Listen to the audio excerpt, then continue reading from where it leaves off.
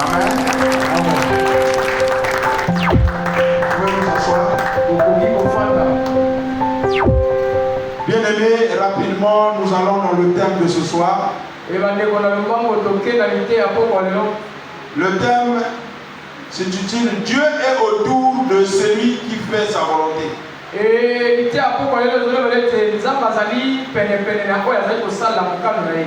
Alléluia. Le thème de ce soir. Dieu est autour de celui qui fait sa volonté. Bien-aimé, dans la vie, si tu marches avec Dieu, si tu marches dans la crainte de Dieu, si tu obéis à Dieu, qu'il puisse descendre le nom de nous. Je te demande de faire, quelles que soient les difficultés, quelles que soient les attaques, quelles que soient les persécutions, je ne te dis pas que Dieu est absent. Il est toujours avec toi. Alléluia. Alléluia. Ce qui trouble le monde, c'est la chair. Et la chair veut bien gagner tout au même moment. Et dans la chair, il y a le doute, il y a les hésitations, il y a les murmures, il y a les querelles, il y a les disputes et les mauvaises pensées. Mais si tu as confiance à ton Dieu, tu vas toujours avoir cette idée-là que l'Éternel est mon berger, je ne manquerai de rien.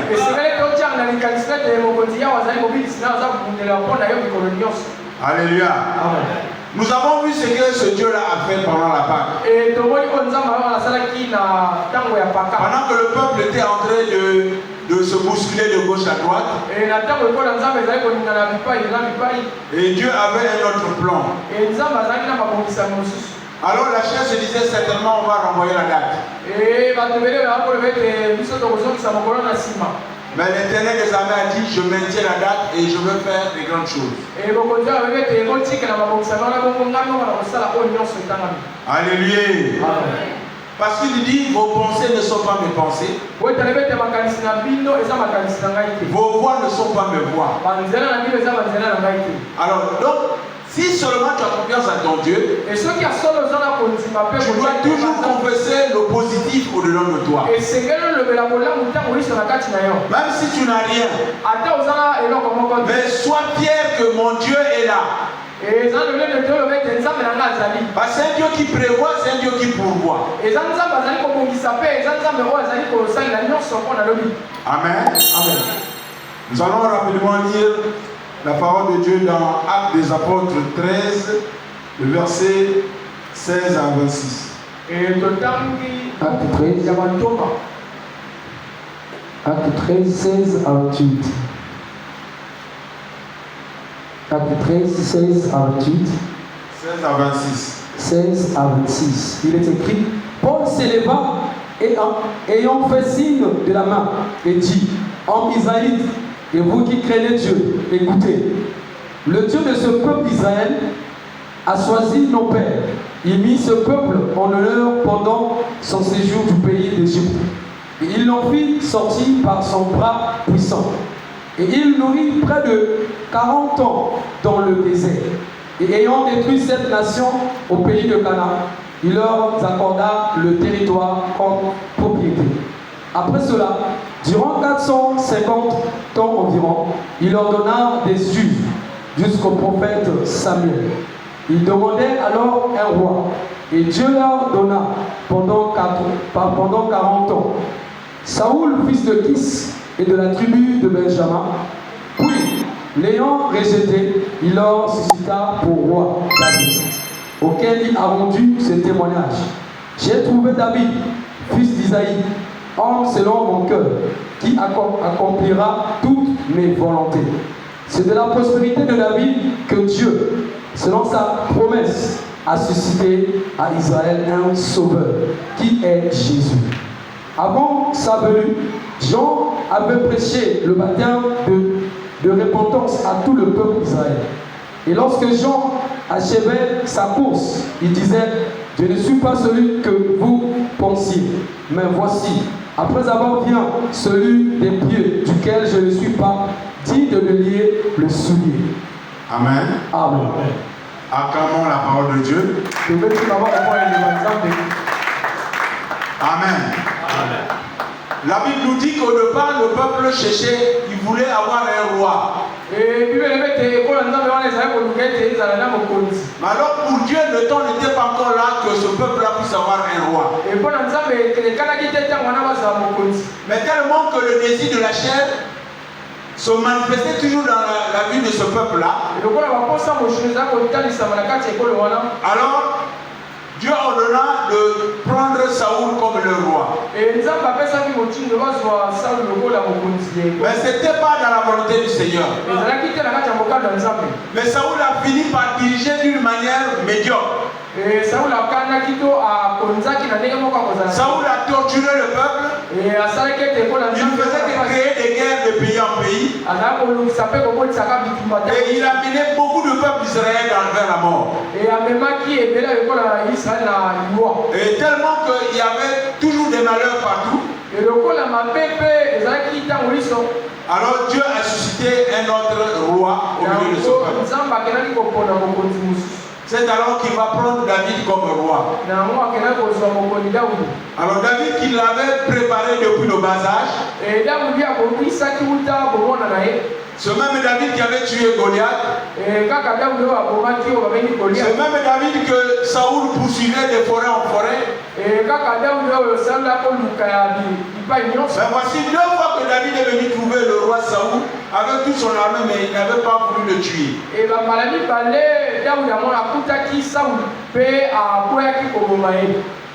Alléluia.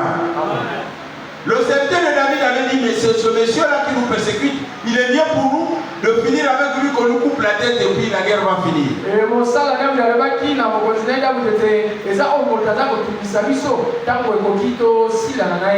Dieu a permis que David puisse tomber dans cette épreuve-là. Pour voir si David avait un esprit de vengeance ou de rancune.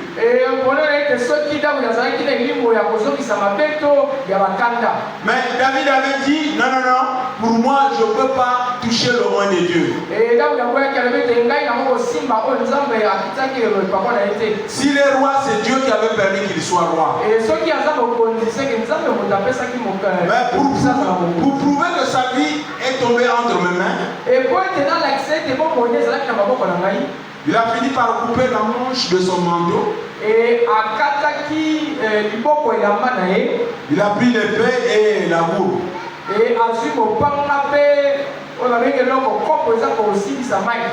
Et il lui a laissé en vie avec toute son armée et il est monté sur la grande montagne.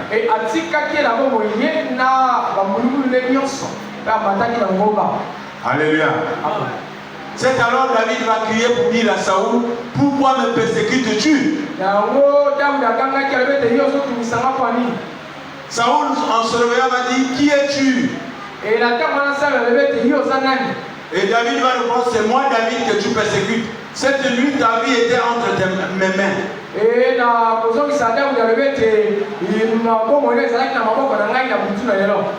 Et donc si ça essaie de te tuer, tu ne devrais plus parler à l'instant même. Saoul a demandé pour la première fois le pardon. Mais au lieu de s'arrêter par là, il a continué à poursuivre David. Et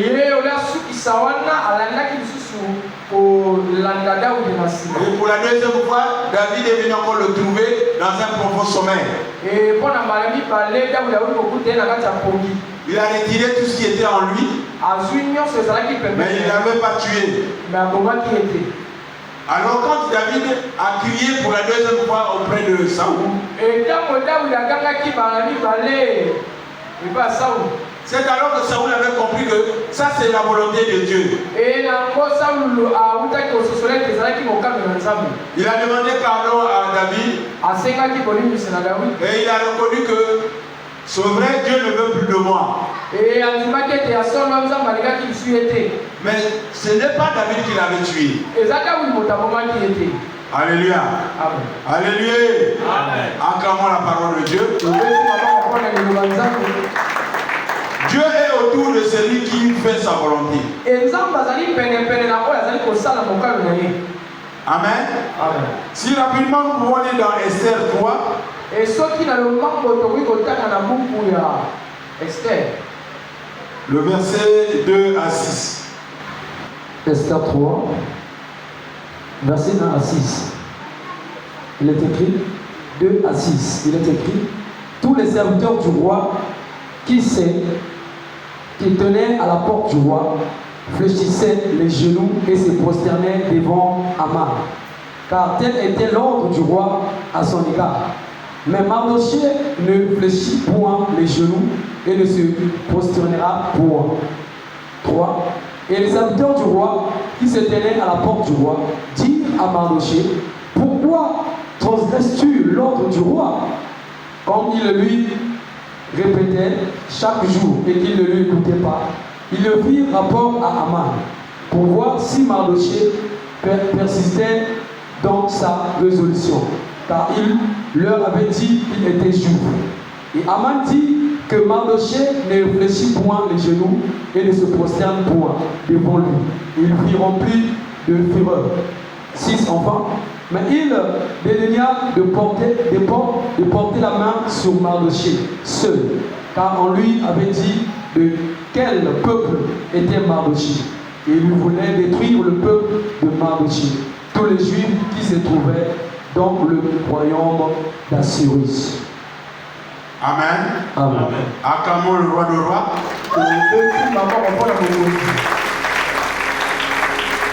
Alléluia. Amen. Bien-aimé, ça c'est l'histoire de Mardochée et Aman dans le temps du roi Cyrus.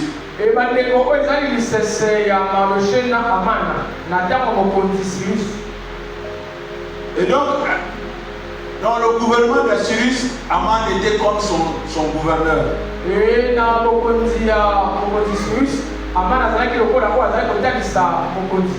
Et d'après les lois de leur pays, et donc tout homme devrait s'humilier devant les gouverneurs, devant les idoles et devant tout ce qui est charnel.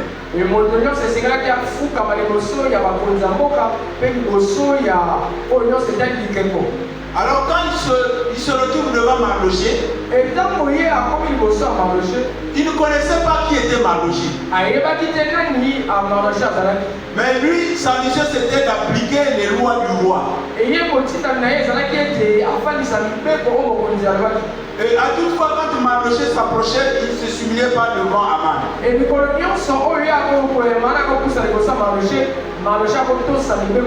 devant le roi, Mardochée ne pouvait pas s'agenouiller. Alors pour Aman, c'était un grand problème. Aman dit, mais ça c'est une désobéissance. Comment est-ce qu'il ne peut pas s'agenouiller devant le roi? Ça veut dire qu'il est plus que Dieu, il est plus que le bon Dieu. Mais ce qui est vrai, il ne connaissait pas les origines de Mardochée.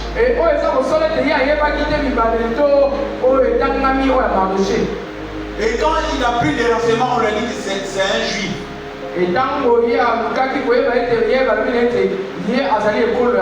C'est vrai qu'on les a amenés ici tout jeunes. Mais eux, ils gardent toujours les lois de leur Dieu. Puisqu'on les avait amenés là-bas en captivité.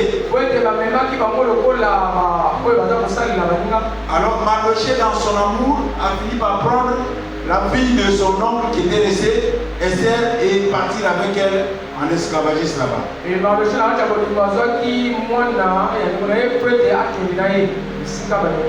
Mais Naaman ne voulait pas voir Mardochée.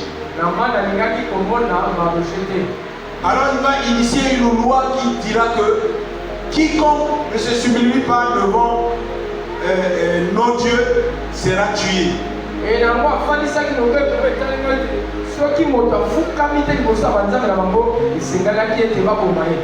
Il est allé réclamer cela auprès du roi. Et le roi a convoqué tout le monde, tout son gouvernement. ils ont décidé sur cette loi. Mais le roi ne se rendait pas compte que même sa femme qui est dans la maison était juive.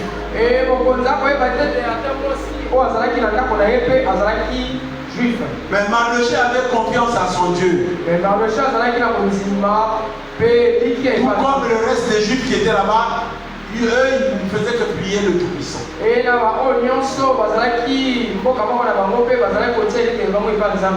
Alléluia. Alléluia. Rapidement, nous allons lire dans Esther 6, le verset 1 à 13. Esther 6, le verset 1 à 13. Il est écrit: cette nuit-là, le roi ne put pas dormir, et il ne fut apporté le livre des Aman, les chroniques, on le lit devant le roi, et on le trouva écrit ce que Mardochée avait révélé au sujet de Beth-Dam et de Terrasse, les deux uniques du roi, gardes du seuil, qui avaient voulu porter la main sur le roi d'Assyrie. Le roi dit: quelle marque de distinction et d'honneur Mardochée a-t-il reçu pour cela? Il n'a rien reçu, répondit ceux qui servaient le roi. Alors le roi dit: qui est dans la cour? Aman était venu dans la cour extérieure de la maison du roi pour demander au roi de faire prendre Mardochée au bois pour qu'il avait préparé pour lui. Le serviteur du roi lui répondit: c'est Aman qui se tient dans la cour. Et le roi dit qu'il entre. Aman entra et le roi lui dit: que fait-il faire pour un homme que le roi veut honorer? Aman se dit en lui-même: quel autre que moi le roi voudrait-il honorer? Et Aman répondit au roi: pour un homme que le roi veut honorer, il faut prendre le vêtement royal. Donc le roi se couvre et le cheval que le roi monte, et sur la tête duquel se porte une couronne royale. Remettre le vêtement et le cheval à l'un des principaux chefs du roi, puis revêtir l'homme que le roi veut honorer. Le promenait à cheval travers la place de la ville et criait devant lui: c'est ainsi que l'on fait à l'homme que le roi veut honorer. Le roi dit à Aman: prends tout de suite le vêtement et le cheval, comme tu l'as dit, et fais ainsi pour Mardochée, le juif, qui est assis à la porte du roi. Ne néglige rien de tout ce que tu as mentionné. Et Aman prit le vêtement et le cheval, lui revêtit Mardochée, et le promenait à cheval à travers la place de la ville. Et il cria devant lui: c'est ainsi l'on fait à l'homme que le roi veut honorer. Mardochée retourna à la porte du roi, et Aman se rendit en hâte chez lui, désolé et la tête voilée. Aman raconta à Zeresh, sa femme, et tous ses amis, tout ce qui lui était arrivé, et ses sages. Et Zeresh, sa femme, lui dit: si Mardochée, devant lequel tu as commencé de tomber, est de la race des Juifs, tu ne pourras rien contre lui, mais tu tomberas devant lui. Amen. Amen. Acclamons la parole de Dieu. Acclame le Tout-Puissant. Alléluia. Dieu est autour de celui qui fait sa volonté. Alors cet Aman-là qui menait la guerre à Mardochée, voilà comment la révélation sort de la bouche de la femme d'Aman chez eux là-bas à la maison. Sa femme lui dit: tu ne connais pas bien Mardochée.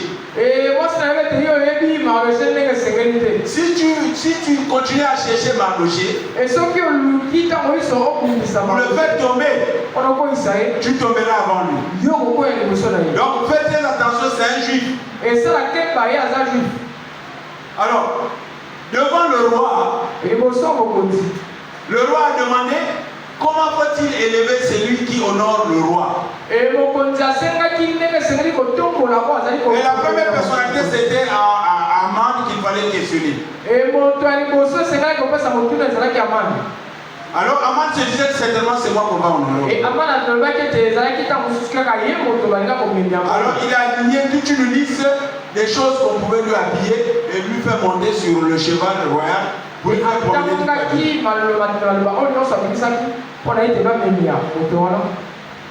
Mais à la dernière parole du roi, il dit fais ça à Mardoché. Ne néglige rien de tout ce qui est sorti de ta bouche. Alléluia. Alléluia. Mardoché qui était mal vu devant les yeux d'Aman. Alors dès que le roi avait reconnu les écritures de Mardoché dans le livre d'or,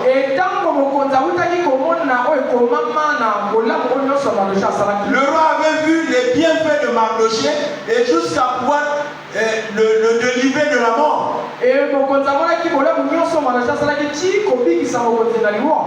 Le roi a dit ce homme-là mérite d'être élevé. Alléluia. Mais Aman voulait bien de la mort de Mardoché. Et voici comment le roi décide d'élever Mardoché au titre de gouverneur. Et on l'a habillé, on l'a fait promener toute la nuit. Et en revenant, le roi dit qui est dehors encore? On va lui annoncer que c'est Aman qui est là-bas, mais il a même apporté un bois pour vouloir pendre Mardoché.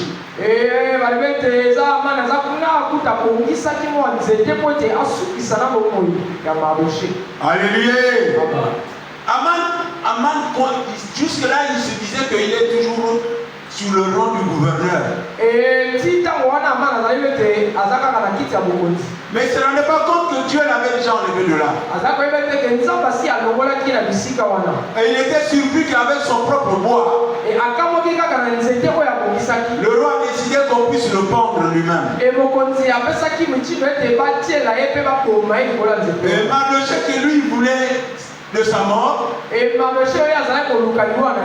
son Dieu qui était toujours autour de lui a fini par l'élever. Alléluia. Bien aimé, si tu marches dans la crainte de l'Éternel, si tu marches dans l'obéissance, si tu marches dans l'amour de Dieu, si tu pratiques sérieusement ce que Dieu te demande de faire, peu importe le niveau de vie que tu es, que tu marches à pied ou en voiture, que tu sois riche ou pauvre, que tu sois célibataire ou marié, mais si tu crains l'Éternel des armées, Dieu se souviendra de toi. Dieu ne t'abandonnera jamais. Même quand le monde éternel se soulève contre toi,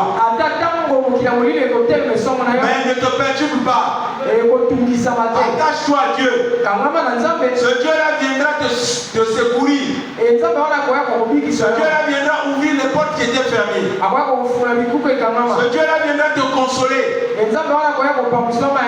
Alléluia. Ça ne sert à rien de se perturber. C'est comme tu disais que nos pensées ne sont pas les pensées de Dieu. Nos voix ne sont pas les voix de Dieu. Ce que nous pensons, ce n'est pas ce que Dieu pense. Ici dans la Bible, les Écritures ne nous disent pas que Mardoché avait sollicité son poste. Mais c'était sorti de la bouche du roi lui-même. Et il a décidé que Mardoché soit honoré. Et il a décidé que Aman soit pendu au bois. Et donc si toi tu t'attaches à la prière, tu t'attaches à la méditation, à la parole, tes ennemis qui te cherchent la mort ne te perturbent pas. Ton Dieu là prendra soin d'eux. Parce qu'il a dit à moi la vengeance, à moi la rétribution. Alléluia. Amen. C'est comme le peuple d'Israël. pendant qu'ils descendaient devant la mer Rouge. Mais de l'autre côté, ils voyaient sur la montagne comment l'armée de Pharaon descendait avec toutes les armes possibles pour les tuer. Mais ce peuple-là connaissait le cœur du peuple d'Égypte. Il savait bien que l'armée de Pharaon, dès que c'est descendu comme ça, c'est pour venir finir avec nous. Et ils ont commencé à crier, à pleurer. Et voilà, c'était la panique. Mais Dieu a dit à Moïse, pourquoi ce bruit-là? Il dit, mais par rapport à l'armée de Pharaon qui s'est déportée pour venir nous faire du mal. Il a dit, qu'est-ce que tu as en main? Frappe sur la mer Rouge. Il a dit au peuple d'Israël, il dit, Moïse, dis-leur ceci, que les Égyptiens que vous voyez maintenant, vous ne les verrez plus jamais.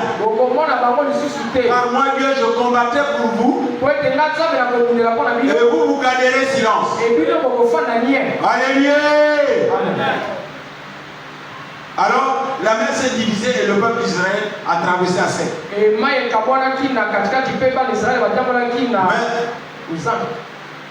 Mais par vengeance, la même armée est rentrée sur le même couloir.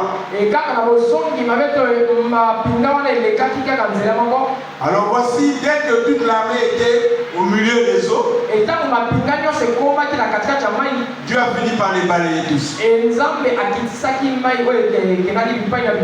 Alors le peuple ne voyait plus leurs adversaires.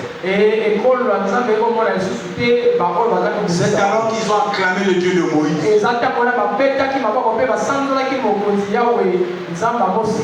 Alléluia. Amen. Nous venons là de faire une traversée terrible. 7 jours de la semaine,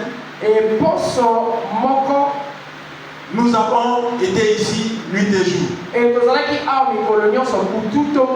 Alors c'était une occasion non seulement pour manger, boire, mais pour prier aussi. Pour chercher la révélation. Parce que c'était le moment où Dieu était au milieu de nous. Et jusqu'à maintenant, le Seigneur ne cesse de lui dire, ce n'est plus le temps de murmurer, d'être en colère ou d'être dans la divagation des pensées. Il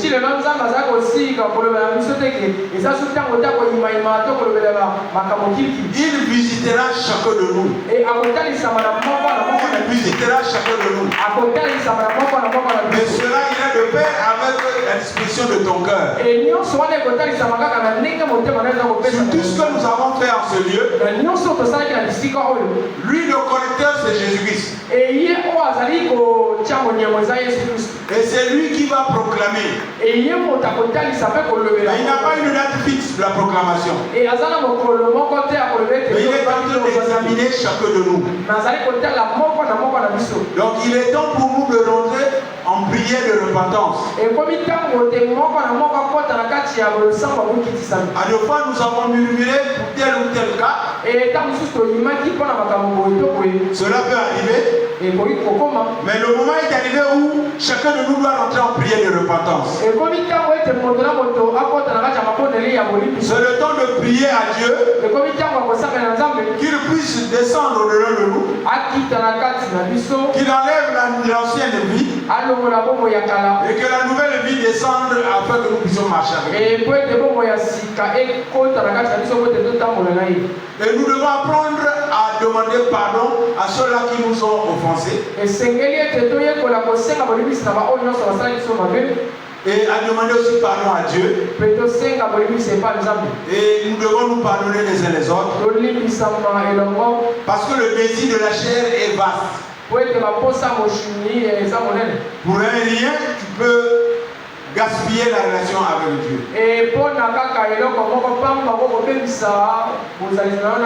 Mais ce qui est victorieux pour nous, je veux jusqu'à la fin, il n'y a pas eu de cas graves de maladie ou de mort. Il n'y a pas eu la pluie.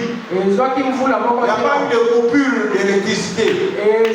Il n'y a pas eu de bagarre ou de troubles. Il n'y a pas eu d'incident ou d'accident. Et donc c'est une victoire pour nous. Nous allons clamer le roi de roi. Acclame le Tout-Puissant. Que le Seigneur vous bénisse.